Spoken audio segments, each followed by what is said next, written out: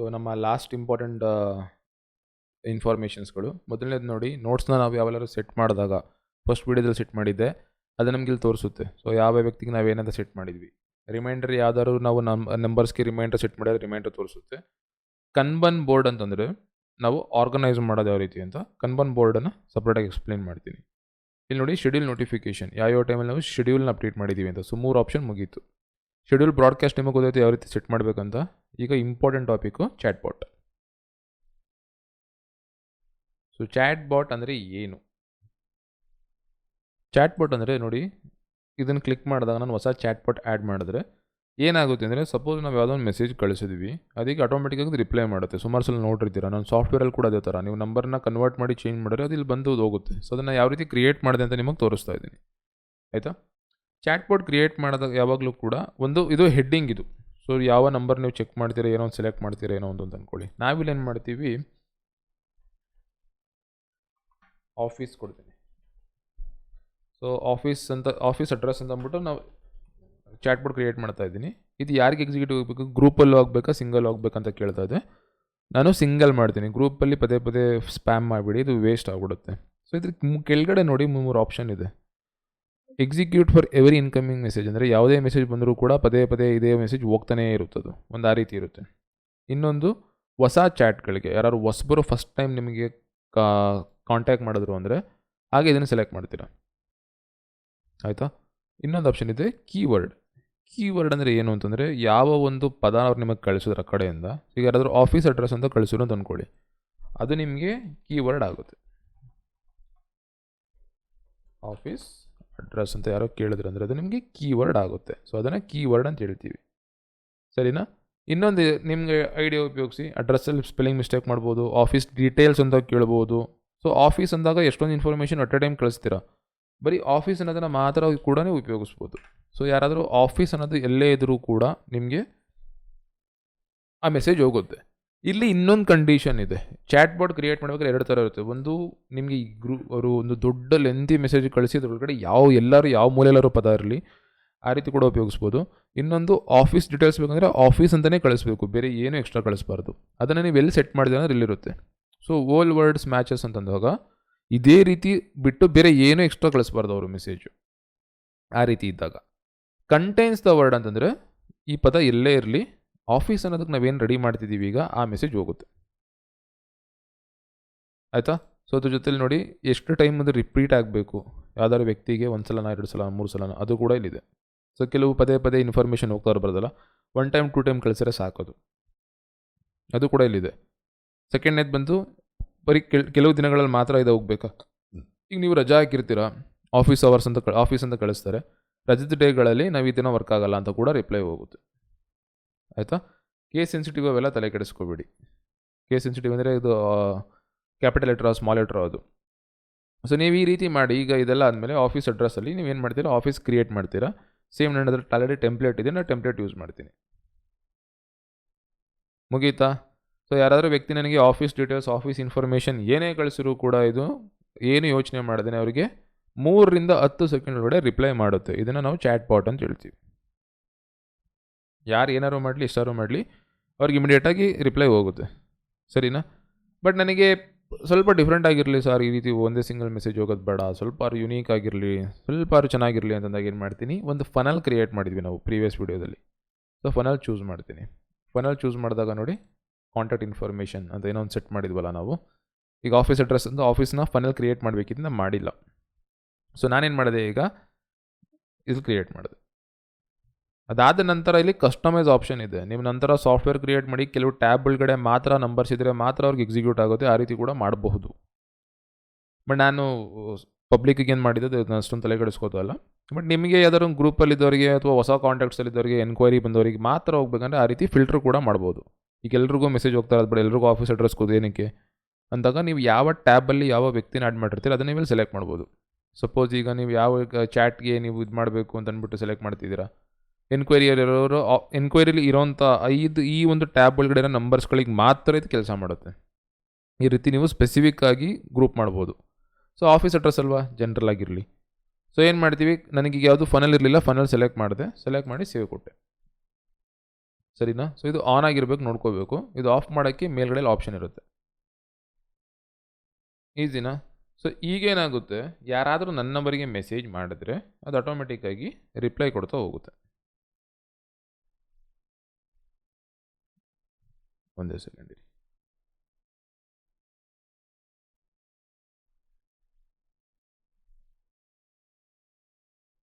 So ಈಗೇನಾಯಿತು, ನಾನು ಇದು check ಮಾಡ್ತೀನಲ್ಲ, ಇಲ್ಲೆಲ್ಲ ಇಲ್ಲಿ ವೀಡಿಯೋಸ್ ಬಂದಿದೆ ಅಲ್ವಾ. ಸೊ ನಾನೇನಾದ್ರು ಈಗ ಆಫೀಸ್ ಡೀಟೇಲ್ಸ್ ಅಂತ ಕಳಿಸಿದ್ರೆ ನಾವೇನು ಸೆಟ್ ಮಾಡಿದ್ವಲ್ಲ, ನೋಡಿ ಟೈಪಿಂಗ್ ತೋರಿಸೋಕೆ ಸ್ಟಾರ್ಟ್ ಆಗುತ್ತದು.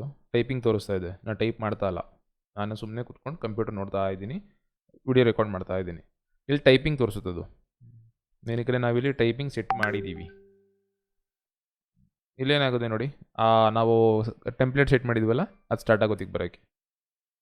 ನಮ್ಮನ್ನ ಕಾಂಟ್ಯಾಕ್ಟ್ ಮಾಡಿದ್ದಕ್ಕೆ ಧನ್ಯವಾದಗಳು, ಸೊ ಆ್ಯಂಡ್ ಸೊ ಆ ಥರ ಇದು ಎಲ್ಲ ವಗೇರ ಎಲ್ಲ ಬಂದು ಲಾಸ್ಟಲ್ಲಿ ಬಂದು ಯಾರಿಗೆ ನೀವು ಕಾಲ್ ಮಾಡಬೇಕು ಏನಿತ್ತು ಅಂತ ಕೂಡ ಬರುತ್ತೆ. ಸೊ ಫ್ಯೂಚರಲ್ಲಿ ಗ್ರೂಪ್ ಇದು ಮಾಡಿದಾಗ, ಅಥವಾ ನಾನು ಫ್ಯೂಚರಲ್ಲಿ ನಮ್ಮದು ಏನು ನ್ಯೂಮರಲ್ಸ್ಗಳು ಬಿಲ್ಡ್ ಆಗಿದ್ದಾರೆ ಈಗ ಅವ್ರುಗಳು ಇದಾದಾಗ, ಸೊ ನಂಬರ್ಸ್ ಎಲ್ಲ ಶೇರ್ ಮಾಡಬೇಕಂದ್ರೆ ಇದೇ ಥರ ಶೇರ್ ಮಾಡ್ತೀನಿ. ಆಯಿತಾ. ಆಫೀಸ್ ಡೀಟೇಲ್ಸ್ ಅನ್ನೋದನ್ನು ನಾನು ಕೀವರ್ಡ್ ಕೊಟ್ಟೇ ಇಲ್ಲ. ನಾನು ಕೊಟ್ಟಿರೋದೇನಂತ ಆಫೀಸ್ ಅಡ್ರೆಸ್, ಆಫೀಸಿಂದ ಎರಡೇ. ಆಯಿತಾ. ಯಾವುದೇ ನೀವು ಎಷ್ಟೇ ಸಲ ಇದನ್ನು ಕಳಿಸಿದ್ರು ಕೂಡ, ಈಗ ಆಫೀಸ್ ಅನ್ನೋ ಪದ ಇದ್ದು ಅದ್ರ ಪಕ್ಕ ನೀವೇನೇ ಹಾಕಿದ್ರು ಕೂಡ, ಎಲ್ಲೇ ಹಾಕಿದ್ರು ಕೂಡ ಬರುತ್ತೆ. ಸ್ಟಾರ್ಟಿಂಗೇ ಬರಬೇಕಂತನೂ ಇಲ್ಲ. Send me office pictures and information. So ನಾನು ಈ ರೀತಿ ಕಳಿಸಿದ್ರು ಕೂಡ ನಾನು ಕಂಡೀಷನ್ಸ್ ಹಾಕಿಲ್ವಲ್ಲ ಅಲ್ಲಿ, ಅದೇನು ಮಾಡುತ್ತೆ, ಈ ಆಫೀಸ್ ಅನ್ನೋ ಪದಕ್ಕೆ ನೋಡಿ ಅಲ್ಲಿ ಟೈಪಿಂಗ್ ತೋರಿಸ್ತಾ ಇದೆಯಾ. ಸೊ ಈಗ ಏನು ಮಾಡಿದೆ ಅಂದರೆ, ಇದು ಆಫೀಸ್ ಅನ್ನೋ ಪದಾಗೆ ಮಾತ್ರ ತೊಗೊಂಡು ಸೇಮ್ ಮೆಸೇಜನ್ನ ಕಳಿಸ್ತಾ ಹೋಗುತ್ತೆ. ಸೊ ಇದು ಕೆಲವು ಸಲ ಇರಿಟೇಟಿಂಗ್ ಆಗುತ್ತೆ, ಕೆಲವು ಸಲ ಒಳ್ಳೆಯದು. ಸೊ ಅದು ನಿಮಗೆ ಯಾವುದು ಕನ್ವೀನಿಯನ್ಸ್ ಆ ರೀತಿ ಸೆಲೆಕ್ಟ್ ಮಾಡಿ. ಕೆಲವು ಸಲ ಸ್ವಲ್ಪ ಇರಿಟೇಷನ್ ಆಗ್ಬಿಡುತ್ತೆ, ಇದು ಜಾಸ್ತಿ ಆಗ್ಬಿಡುತ್ತೆ. ಆಯಿತಾ. ಸೊ ಏನಾಯಿತು ಅಂದರೆ ನೋಡಿ, ನಾನು ಏನು ಬಂತು ನನಗೆ ಮೆಸೇಜ್ ಆ ಕಡೆಯಿಂದ, ಅದಕ್ಕೆ ನಾನೇನು ರೆಡಿ ಮಾಡಿದ್ವಿ ಒಂದು ಚಾಟ್ ಬಾಟ್, ಇದು ರೆಸ್ಪಾಂಡ್ ಮಾಡ್ತಾ ಹೋಗ್ತಾ ಇದೆ.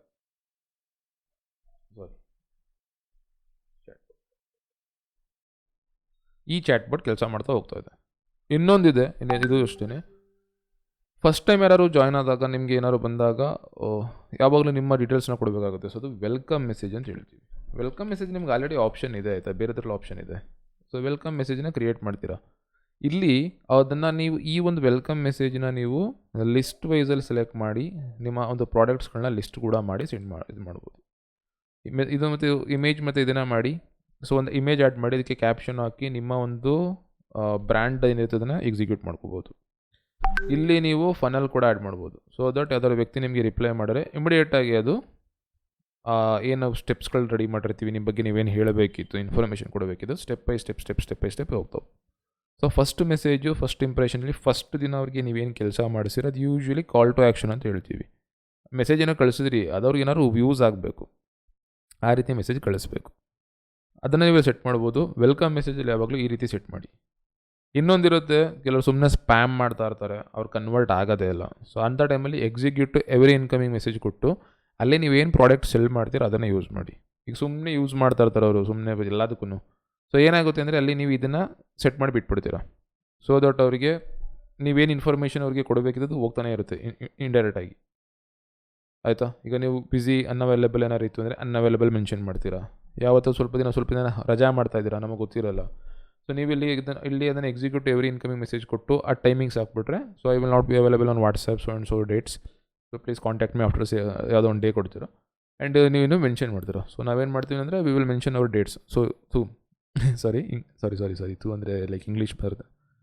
ಏನಾಯಿತು ಅಂತಂದರೆ ನೀವಲ್ಲಿ ಏನು ಮಾಡ್ತೀರಾ, ನಿಮ್ಮ ಒಂದು ಕಂಪ್ಲೀಟ್ ಒಂದು ಡೇಟಾ ಒಂದು ಏನೊಂದು ಇನ್ಫಾರ್ಮೇಷನ್ ಕೊಡಬೇಕು ಅದನ್ನು ಆನ್ ಮಾಡಿ ಬಿಟ್ಟಿರ್ತೀರ. ಸೊ ಕಂಪ್ಯೂಟರ್ ಆನ್ ಆಗಿರುತ್ತಾ ಅದು ಸರ್ ಅಂದರೆ ಸಿಸ್ಟಮಲ್ಲೇ ವರ್ಕ್ ನಡೆಯೋವಂಥದ್ದು ಯಾರ್ದಿರುತ್ತೆ ಎಲ್ಲ ಕೂಡ ಇದು ಉಪಯೋಗ ಆಗುತ್ತೆ.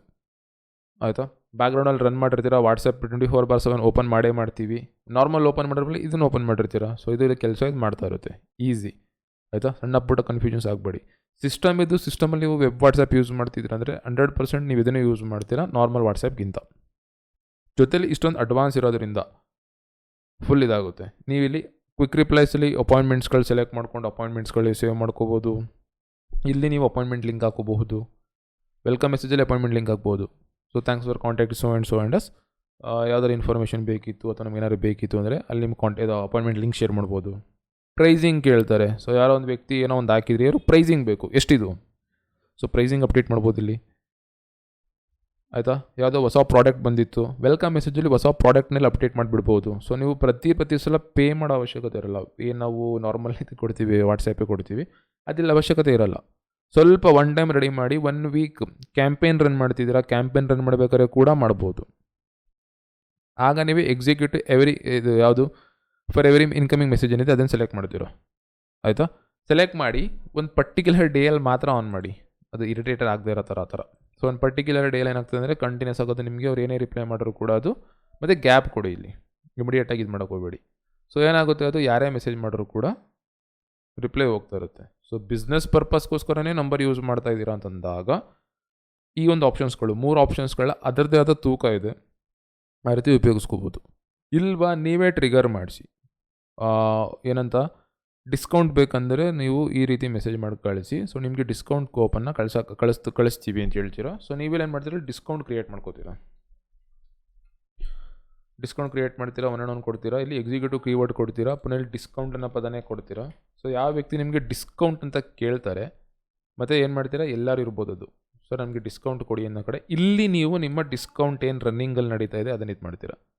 ಆಫರ್ಸ್ ಅಂತ ಕೇಳ್ಬೋದು. ಸೊ ಆಫರ್ಸ್ನ ಕೂಡ ಇಲ್ಲಿ ಆ್ಯಡ್ ಮಾಡ್ತೀರಾ. ಸೊ ಯಾರಾದರೂ ಆಫರ್ ಕೊಡಿ ಅಂತಂದರೆ ಆಫರ್ ಅಂದಷ್ಟನ್ನ ಈ ಮೆಸೇಜ್ ಹೋಗುತ್ತೆ. ಈ ಥರ ತುಂಬ ನೀವು ಏನು ಬೇಕು ಎಲ್ಲನೂ ಕೂಡ ಮಾಡ್ಕೋಬೋದು. ಬರೀ ಅಡ್ರೆಸ್ ಕಳಿಸೋದು, ಇನ್ಫಾರ್ಮೇಷನ್ ಕಳಿಸೋದು ಆ ರೀತಿ ಅಲ್ಲ. ಪ್ರೈಸಿಂಗು, ಅಮೌಂಟ್ ಫಿಕ್ಸ್ ಇರುತ್ತೆ ಯಾವುದೋ ಪ್ರಾಡಕ್ಟ್ಗೆ, ವಿತ್ ಇಮೇಜ್ ಕಳಿಸ್ತೀರಾ, ಮುಗೀತು. ಏನಕ್ಕೆ ಟೆಂಪ್ಲೇಟ್ ರೆಡಿ ಮಾಡ್ತೀರಾ ಆ ರೀತಿ ಇದ್ದಾಗ. ಸೊ ನೀವೇನಾದ್ರು ಒಂದು ಏನೋ ಸೇಲ್ ಮಾಡಬೇಕಂದಾಗ ಆ ಪ್ರಾಡಕ್ಟು, ಅದರ ಇನ್ಫಾರ್ಮೇಷನ್ನು, ಅದಕ್ಕೆ ಪ್ರೈಸಿಂಗು, ಯಾವ ರೀತಿ ಪರ್ಚೇಸ್ ಮಾಡಬೇಕು ಅಷ್ಟನ್ನು ಟೆಂಪ್ಲೇಟ್ ಮಾಡಿರ್ತೀರಾ, ಆಯಿತಾ. ಸೊ ಅದನ್ನು ನೀವು ಇಲ್ಲಿ ಬಂದು ಆ ಟೆಂಪ್ಲೇಟ್ ಆ್ಯಡ್ ಮಾಡಿ ಯಾವುದೋ ವ್ಯಕ್ತಿ ಅದನ್ನು ಸರ್ಚ್ ಮಾಡಿದಾಗ ಅದ್ರ ಡೀಟೇಲ್ಸ್ ಜೊತೆಲಿ ಪ್ರೈಸಿಂಗ್ ಆ್ಯಂಡ್ ಬೈಯಿಂಗ್ ಲಿಂಕ್ ಅಷ್ಟೂ ಒಟ್ಟಿಗೆ ಉಂಟಾಗುತ್ತೆ. ಒನ್ ಟೈಮ್ ರೆಡಿ ಮಾಡಿದ್ರೆ ನಿಮಗೆ ಸಾಯೋವರೆಗೂ ಹಂಗೆ ಬಿದ್ದಿರುತ್ತದು. ಇದು ಮೇನ್. ಸೊ ಇದು ನಿಮ್ಮದು ಒಂದು CRM ಅಲ್ಲಿ ಇಂಪಾರ್ಟೆಂಟ್, ಆಯಿತಾ. ಸೊ ಚಾಟ್ ಬೋಟ್ ಏನಿದೆ, ಚಾಟ್ ಬೋಟ್ ಯಾವಾಗಲೂ ಕೂಡ ಅವ್ರು ಏನು ಕಳಿಸ್ತಾರೆ ವ್ಯಕ್ತಿಗಳು, ಅದಕ್ಕೆ ನಾವೇನು ಕಳಿಸ್ಬೇಕು ಅದನ್ನು ಇದೇ ಮಾಡ್ಕೊಂಡು ಹೋಗುತ್ತೆ, ಆಯಿತಾ. ಇದಕ್ಕೆ ಎಂಡ್ಲೆಸ್ ಇದು. ಬೇರೆ ಬೇರೆ ಒಂದು ಸಾಫ್ಟ್ವೇರ್ಗಳಲ್ಲಿ ಏನು ಮಾಡ್ತಾರೆ ಅಂದರೆ 20, 30, 50 ಆ ರೀತಿ ಬಿಟ್ಬಿಡ್ತಾರೆ. ಕ್ಲೌಡ್ ಬೇಸ್ಡ್ ಸಾಫ್ಟ್ವೇರ್ ನಾವೇನು ಯೂಸ್ ಮಾಡ್ತೀವಿ ಅದರಲ್ಲಿ ಮಂತ್ಲಿ ಪೇ ಮಾಡಬೇಕು. ಬಟ್ ಇದು ಯಾರು ಆ್ಯಕ್ಟಿವ್ ಆಗಿ ಅಲರ್ಟ್ ಆಗಿ ಕುತ್ಕೊಂಡು ಕೆಲಸ ಮಾಡ್ತಾ ಇರ್ತೀರೋ ಅಂಥವರಿಗೆ ಇದು ತುಂಬ ಹೆಲ್ಪ್ ಆಗುತ್ತೆ. ಸೊ ಚಾಟ್ ಬೋರ್ಡ್ ಏನಿದೆ, ಚಾಟ್ ಬೋರ್ಡ್ ತುಂಬ ಹೆಲ್ಪ್ ಆಗುತ್ತೆ. ದಯವಿಟ್ಟು ಇದನ್ನು ಉಪಯೋಗಿಸ್ಕೊಳ್ಳಿ, ಓಕೆನಾ.